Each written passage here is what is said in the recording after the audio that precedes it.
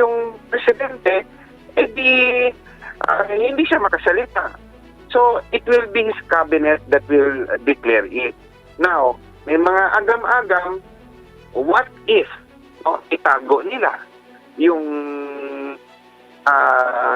totoong kalusugan ng presidente, yung katayuan ng kanyang kalusugan, nakakoma siya for example, at takot sila na mahawakan ng presidente ang kapangyarihan ng Office of the President. Ano dapat yung gagawin? Well, base sa konstitusyon, dapat maging honest ang kabinete. They will have to find out, kung ano talaga yung nangyari sa presidente. It can be done through a congressional hearing. I-demand ang presensya ng kabinete at mag-imbestiga ang either Senado at House. Kasi sila yung ma-inform kung ano yung katayuan ng kalusugan ng presidente. So we can subpoena, the House or the Senate can subpoena the cabinet members or even the doctor of the president sa katayuan niya. But if president naman hindi naman siya na-coma, ayaw nilang ibigay sa pangalawang pangulo ang kapangyarihan, nakakasalita pa naman siya, nakakasulat, it is his prerogative. Pwede niyang sabihin na kahit sa hospital, gusto niyang i-exercise ang kanyang kapangyarihan ng ilang president. Unless he is overruled by his own cabinet.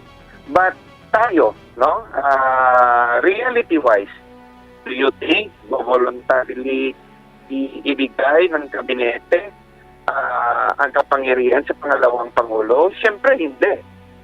Opo, Attorney, huling topic lang po bago kita pakawalan. Dito naman po sa issue po ng kalusugan ng presidente. Nitong mga nakalipas na mga araw kasi, marami pong mga naging laman ng social media na kesyo masama daw yung kalusugan ng Pangulo, may isinugod daw sa pagamutan, hanggang sa nagpakita din ang Pangulo, tapos may mga pagbabanta na pakakasuhan, yung mga nagpapakalat ng mga information. Una po, ano po bang nakasaad sa ating konstitusyon? At kung magkakaroon po ng ganitong agam-agam ang taong bayan, ano po yung dapat na maging solusyon? Sapat na ba na mismong sasabihin na malusog ako, or dapat may katibayan talaga na legit, lalo na medical records, at hindi yung kaso, reklamo agad ang isusolusyon po.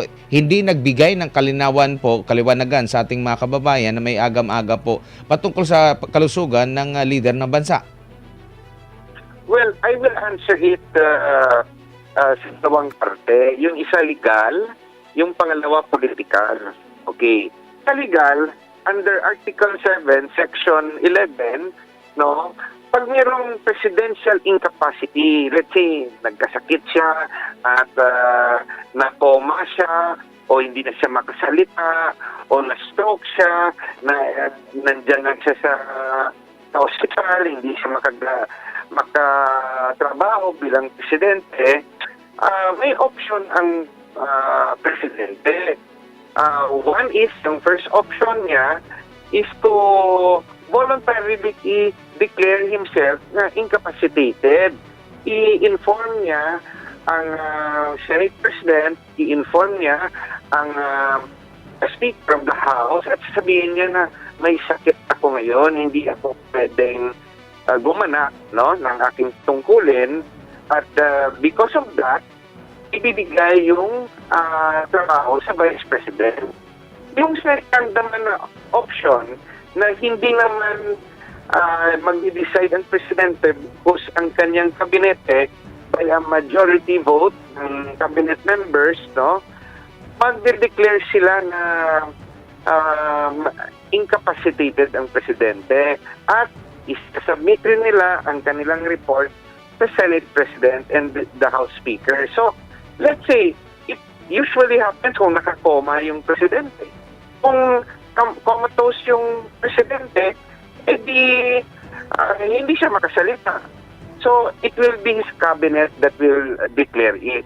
Now, may mga agam-agam, what if itago nila yung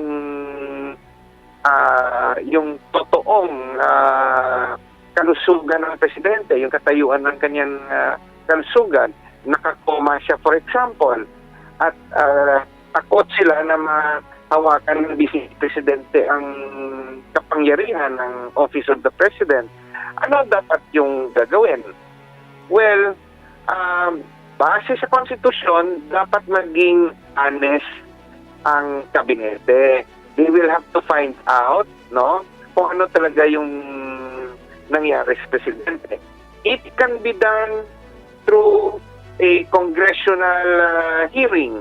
I-demand ang presensya ng kabinete at mag-imbestiga ang either Senado at House.